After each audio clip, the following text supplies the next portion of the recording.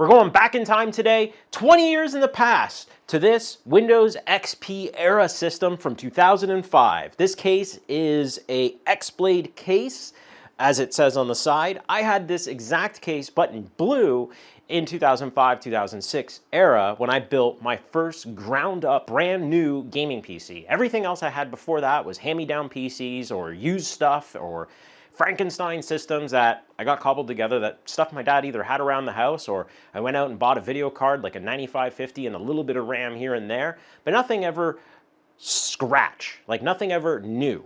And this was the first system to do that.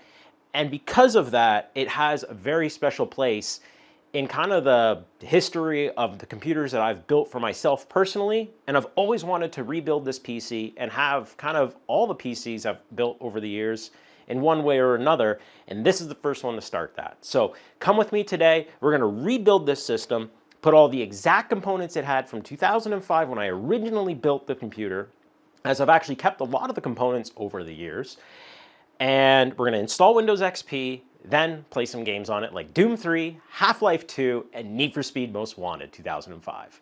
Welcome to Techdriven. My name's Danny. Let's get building.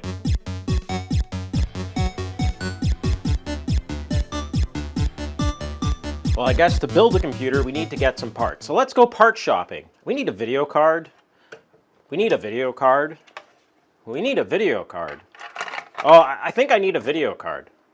Yeah, we're good. We got video cards.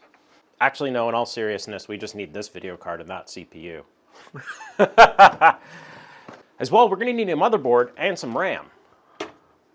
One of the machines I need to salvage parts from is this machine. It's a Thermaltake Armor Junior that I built for my uncle in 2006. And funny enough, the motherboard, the RAM, the CPU, and the power supply are all very similar to what I had when I originally built my Xblade. Now, technically, this is a better case. The Thermaltake Armor is a much nicer case. Overall, it's the cheaper version of the full-size Armor, which is a fully aluminum case back in the day. But this has the CPU I need, it has a working motherboard that I need, as well as it has the power supply that I need. So we're not going to use the 880 SLI, as well as I have one other rig that I need to salvage parts from. Now this is the Ultra Luminous case, is what they called it. And the Tiger Direct YouTube videos back in the day sold me on this. I love the clean aesthetic. I liked the fact that it was aluminum. It had the big acrylic side panel. It had side ventilation, 120 millimeter fans in the front. It even had, wow, this one has a white DVD drive. Anyways, this was a really nice case. This was my first Crossfire PC was in this case, but we need to strip the fans out of this one because the side fan and the front and the rear fan were actually for this build. So we're gonna take a motherboard, CPU, power supply, and the hard drive out of the Armor Junior, the fans out of the Luminous, and we'll make one badass Xblade. So before we get building, we gotta break down a few computers and steal some components from them. The Ultra Luminous, I'm stealing all the fans, the front, back, and the side fans. Later date, we'll probably do something with that case. The Thermaltake Armor Junior, I'm basically taking everything from this. The CPU, the motherboard, the RAM, the graphics card's going in the bin, an old ATI Radeon X700, the power supply, and man, I had to chop a lot of the footage out, but as you saw, I took everything out of this case. The top I/O, the front panel, the DVD drive, everything I could to gain centimeters, if not millimeters of room to slide out that 600 watt Thermaltake Tough power supply. And even still, that motherboard put up a fight as many of the screws didn't want to unscrew or the standoffs came with the motherboard. So let's do a parts breakdown. I've stripped all the parts I needed out of the two other PCs to get this computer built today. The CPU we're going to be using is an AMD Athlon 64-3800 Plus, clocked at 2.4 gigahertz, single core CPU. Now this box is 3500 Plus, which I do have. I also have a few other socket 939 CPUs that we may use in a later video. And that CPU cost me around $370. I did want the 4000 plus, which was the next step up, but I could not afford it on a dishwasher's budget back in the day. The motherboard it went into was this 88N SLI N-Force 4 chipset ASUS motherboard. It was a great board, but unfortunately it had a high failure rate, and this one also is dead. It's the second 88N SLI motherboard I've had, and they both died. So we're not going to be using this motherboard today. It actually has the 3500 plus in it that I've been using to troubleshoot it, but this motherboard keeps throwing a CPU error code. I've reflashed the BIOS and done a trace check on the motherboard, checked all the capacitors, checked for any physical damage. I can't get this thing to run. The only thing I think is what's possibly wrong with it is there's corrosion in the socket. I'm gonna try cleaning it out with isopropyl alcohol and go from there. This motherboard would have set you back about $170 back in the day. Warranty was great. One of the early motherboards to support SLI. It had an interesting daughter card that went from single card mode to dual card mode if you're running SLI, and required external power. And it had a chipset fan, which was annoying because they all fail. The memory we're going to be running today, and the memory I ran back in the day, was Corsair Value Select DDR1 400. It would set you back around $140, $135 Canadian. Not bad, and that was kind of your basic RAM. And if you wanted something more fancy, you could upgrade to this OCZ or Mushkin heat-sinked memory, but it was still the same clock speed as DDR1, only went to 400 megahertz. Let's move on to the graphics card. This was a pretty interesting one. I went with an ATI Radeon X700 Pro, PCI Express version with 256 gigs of DDR3 memory. Now this is the exact card we have in hand. It has a nice red PCB, decent size heatsink, no external power, VGA and DVI and S-video outputs, which were the normal back in the day. It's got memory on both sides of the card and a little plastic bracket to hold it all together. So I re-lubed up the fan, so now it's actually running really nice and it doesn't sound like a screaming cat. Let's move on to storage. So for storage, I don't have the hard drive here, it's still in the case, but we're gonna use a WD SE Caviar 16 256 gig SATA hard drive. That was one thing I did actually make an effort for back in the day, and not to use an IDE cable, because IDE is really slow. It's fine for a CD drive, but for a hard drive, you really want to reduce as many bottlenecks as possible, and hard drives are slow, and hence why we're using SSDs now, and they're very fast. So great hard drive. It cost around $109, 7,200 RPM, and I used that for many years, and I think I still have that original hard drive somewhere, but it might be dead. Well, this isn't the original power supply. I had some cheap knockoff 500 watt power supply or 550 watt gold power supply with plexiglass size, and it was junk. It died, killed the N-Force 4 motherboard, the first one, so I replaced it with Thermaltake Tough Power, learned my lesson the hard way, and just buy a quality power supply. And I'm kind of contradicting myself now because I'm going to be using a 20-year-old power supply in a build. But I've tested this one, it works, the voltages, everything seems fine, there's no capacitor leakage, so we should be okay, and this PC is not gonna get used a ton. This is a really cool power supply, 600 watts, has a massive 140 millimeter fan, honeycomb back for lots of ventilation. It's super quiet. I love the piano black finish on it. All the cables are braided, but they are permanently attached, unfortunately. It's 4 12-volt rails, so this thing was ready to power anything back in the day, and they did make versions with way more wattage than 600. As well as some of the fans we're going to be using is this Antec Tri-Cool fan, which were very popular back in the day. Blue LED only, and has a 3-speed fan controller built in, and just a basic ultra UV blue fan that I had in the PC as well. So that needs a little bit of cleaning. I don't remember what those cost. Thermaltake power supply was $140, as well as I had a Sound Blaster sound card that was around $60 that I don't have today. The case itself, the Xblade, if you were to go pick it up at Tiger Direct in 2005, was between $40 and $60. And I think sometimes it came bundled with a 450 watt power supply. Mine did not. It came bare bones with nothing in it. So that's all the parts we're working with today. Total cost was around $1,250 Canadian. Before tax, before shipping, or any of that stuff. So if you were to build this in the States or anywhere else in the world, prices may vary, but based on archive.org and the Wayback Time Machine, that's what this would have cost. Let's get cleaning, let's tear this down and build this PC. Before I start the build, I gotta tear down the old case and get it clean, along with all the old components. We gotta blow all the dust out, rip all the old fans out, and man, the side fan on the Xblade was broken and disgusting. Getting the old power supply all dusted out, making sure it's clean as possible, and now blowing out the case, and the bulk of the dust, as you saw, just came out. And there's so much more as I keep going. and digging more and more into this PC.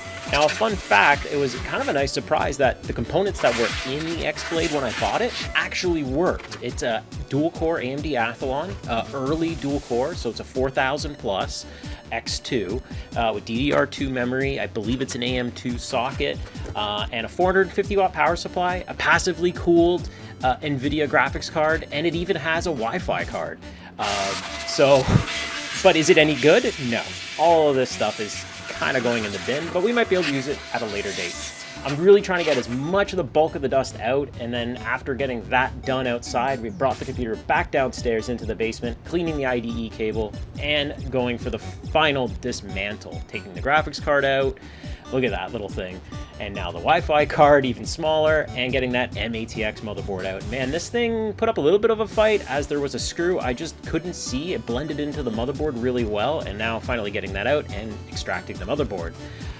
Getting the IO shield out, and now removing the front and getting that final deep clean finished. I'm gonna clean every inch of this case to make sure all the dust and all the old human slime is gone, and we're getting even in behind the rear panel that is screwed on. Let's get this PC built. So we're gonna put our IO shield plate in for the final time and our motherboard as well. I converted the case over, and I'm just there making sure everything is lined up perfectly and start adding our screws in.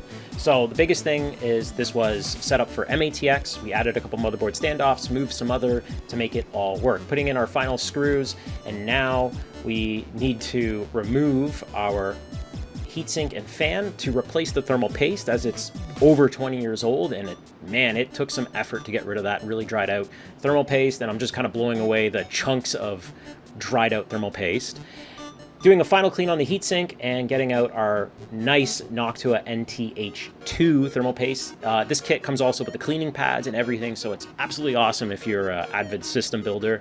As well as I wanted to add a nice little touch of cleaning up the cables on the fan, just having them nicely tucked up. And I always like to cable manage as I build the computer, and you will see that in the video as we go.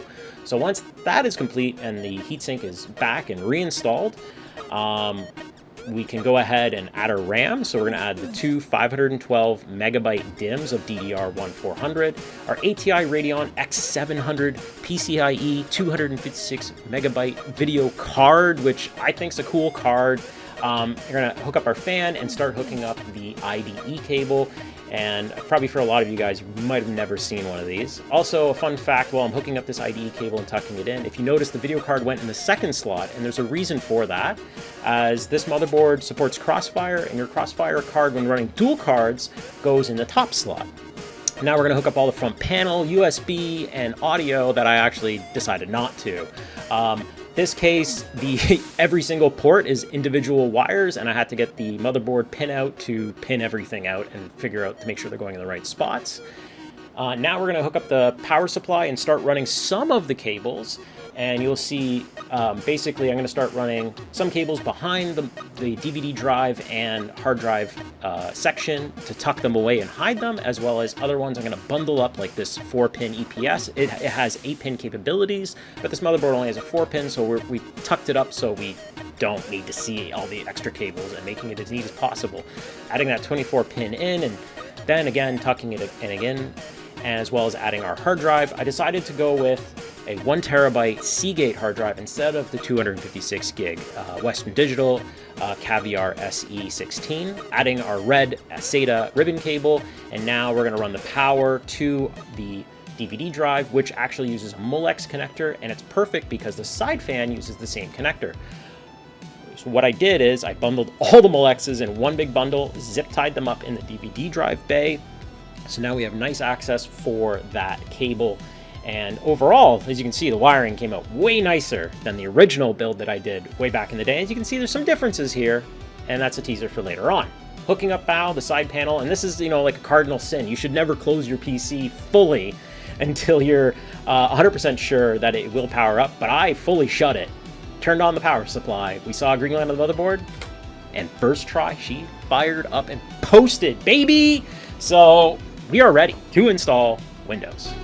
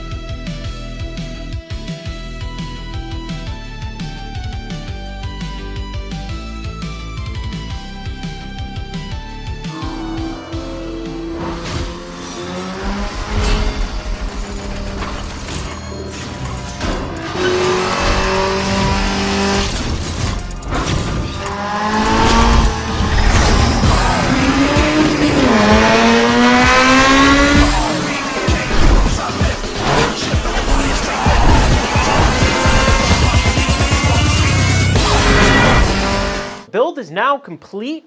I added a couple fans. We reused the Ultra fan and the blue Antec fan we not end up using because I remembered I had a brand new fan in the exact same style that the original broken fan that you guys saw when I was cleaning this out.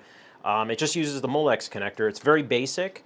I should probably clock the fan a different way to get some more space, but this guy, when you plug it in, it's a nice blue LED. And let's just do a quick tour of the case. We got a top-mounted power supply, which is very not normal nowadays. DVD drive all the way at the top. I tucked the Molex power for the DVD and zip tied it here.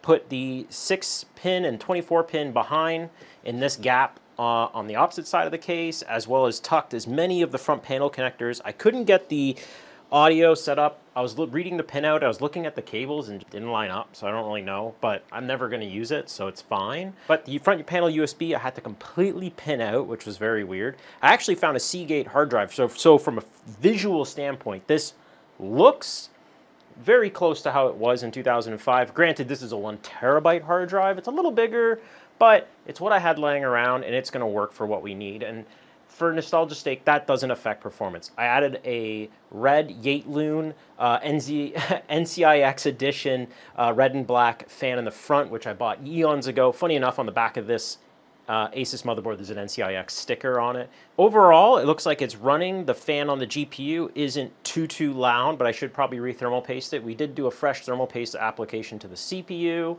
Everything seems to be good. Now it's a matter of just installing Windows. One thing I did notice is the front LEDs in here are dead, so I'll have to take apart this front piece in our part 2 and we'll put that part of our like restoration of this case. Right now it's let's get it built, let's see if it works, and then go from there. And then we put this back on. And I also added some modern touches like black screws to the motherboard, thumb screws to close the case up. Since I have a bunch of them from over the years, and this case didn't have them. Originally, I just used simple black screws. But this is pretty loud of a case. Now, the side fan intakes cool air and blows it on basically the RAM and anything else. Let's get Windows installed now. Oh, one other thing. I've never opened this DVD drive bay. Oh, dang, there's no surprise DVD, but that's okay. This is cool. Even the front LED works, and I think I saw power. Yep, we got LED there. And I put a PC speaker in to help with diagnostics. As you can hear, I just rebooted it. But overall, super smooth build. Now, one of the other things I noticed, they never peeled the original peel off on this. So hopefully this scratch is only in the peel. There is some other permanent damage. There's nothing I can do about, but super happy with the build. Let's get Windows installed and go get my 4x3 screen. Now we're at the point I've given up on trying to set up XP to boot off a USB. This motherboard is compatible with that, but for some reason, the software I'm using is not working. So we went old school.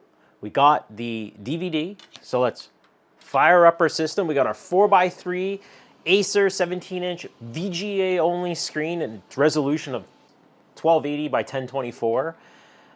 Here we are. Let's just make sure we're set up correctly for a boot. So here's your classic BIOS. Just to give you guys some system specs quickly, system information, we have the AMD Athlon 64 processor, 3800 plus, 1 CPU, 1 core, 2.4 gigahertz, 1 gigabyte of memory, and the BIOS build date is from December of 2005. So we'll update that later if there is a newer revision available. Let's just quickly go to boot priority. DVD is #1 priority, floppy drive is #2, and our Seagate hard drive is #3. So we're gonna pop open that DVD drive.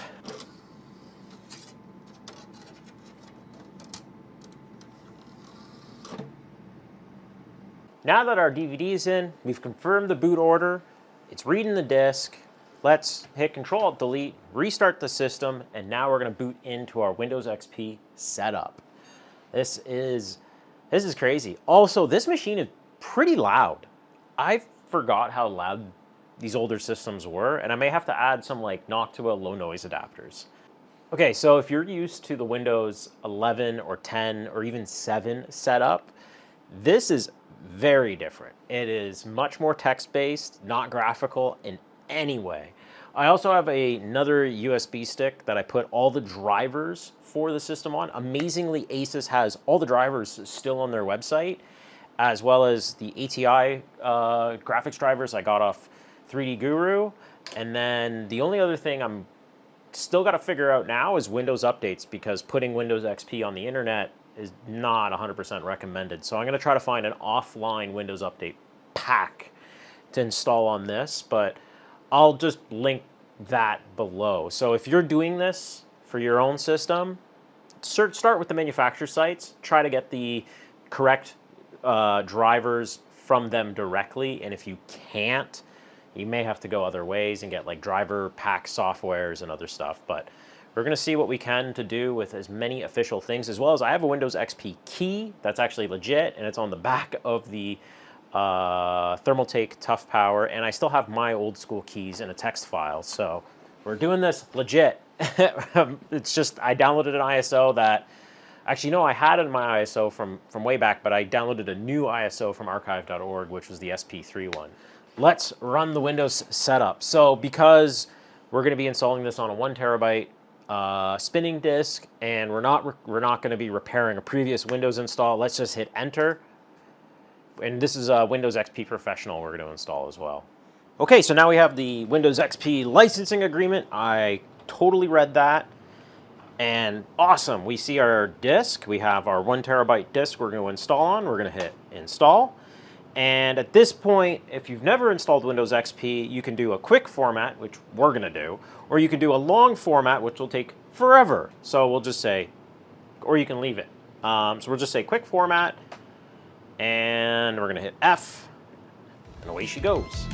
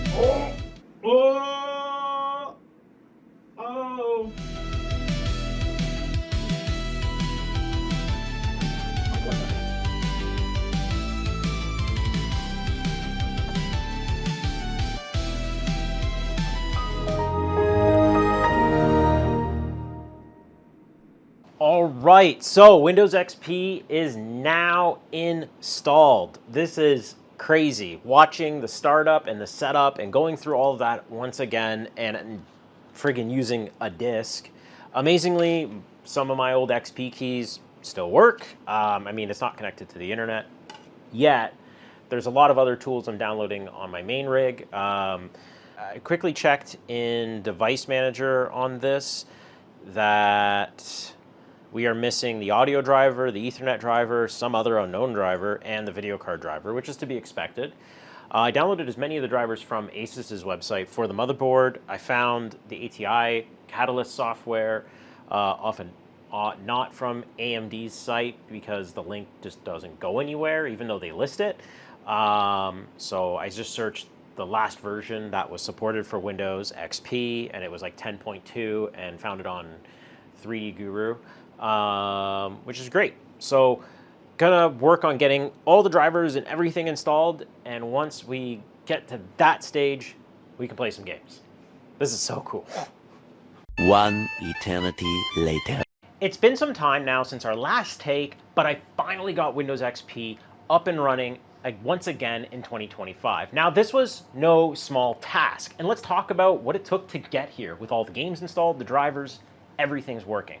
Well, first of all, on a fresh Windows XP install where we last left off, there's no drivers. You can't really do anything, unlike Windows 11 or Windows 10. So we had to first go on my main PC, go to ASUS's website, and amazingly, the motherboard was listed there, and all the drivers, including the BIOS and the manual, were all on their website, which is amazing. So I was able to download everything directly from ASUS, which is the safest way to get all this stuff, move it over via USB, and install it. And at that point, once all the drivers were installed, I could connect the system to the internet, which isn't recommended, but it was the best way to run Legacy Update, and then I ran SP4. But also to cover off a little bit more security and help me out, I also installed antivirus, which is a very specific version of AVG that you can install that will get definition updates. Does it work? Well, we don't really know if it works that well, but I took every precaution I could to make sure this machine was secure, but it will be removed later on. Now let's talk about the ATI Radeon X700 Pro drivers.